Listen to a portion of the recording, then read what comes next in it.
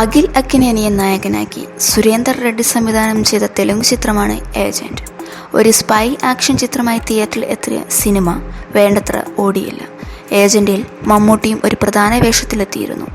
മോശം പ്രതികരണങ്ങൾ നേടിയ സിനിമ ബോക്സ് ഓഫീസിൽ വലിയ പരാജയമാണ് ഏറ്റുവാങ്ങിയത്. ഇപ്പോഴത്തെ ചിത്രം OTTയിലേക്ക് എത്തിയിരിക്കുകയാണ്. 2 വർഷത്തിന് ശേഷമാണ് ചിത്രം OTTയിലെത്തുന്നത്. വിതരണക്കാരിൽ ഒരാളുമായുള്ള നിർമ്മാതാവിൻ്റെ നിയമ പോരാട്ടമായിരുന്നു ചിത്രം ഇത്രയും വൈകാൻ കാരണമെന്ന് നിർമ്മാതാവ് വ്യക്തമാക്കി. മോശം പ്രതികരണമാണ് OTTയിലും സിനിമയ്ക്ക് ലഭിക്കുന്നത്. കാഴ്ചക്കാർക്ക് തലവേദന നൽകുന്ന സിനിമയാണ് ഏജന്റ് എന്നും ഈ ചിത്രം പരാജയമായതിൽ അത്ഭുതമൊന്നും ഇല്ലെന്നാണ് പ്രേക്ഷകരുടെ അഭിപ്രായം. ചിത്രത്തിലെ മമ്മൂട്ടിയുടെ പ്രകടനത്തിനും ട്രോളുകൾ ലഭിക്കുന്നുണ്ട്. കോവിഡിന് ശേഷം മികച്ച സിനിമകളും കഥാപാത്രങ്ങളും മാത്രം ചെയ്തു പോരുന്ന മമ്മൂട്ടി എങ്ങനെയാണ് ഈ സിനിമയ്ക്ക് ഓക്കെ പറഞ്ഞതെന്നാണ് പ്രേക്ഷകർ ചോദിക്കുന്നത്. ചിത്രത്തിലെ മമ്മൂട്ടിയുടെ രംഗങ്ങൾ പ്രേക്ഷകർ എക്സിലൂടെ പങ്കുവെച്ചുകൊണ്ടാണ് വിമർശനം ഉന്നയിക്കുന്നത്.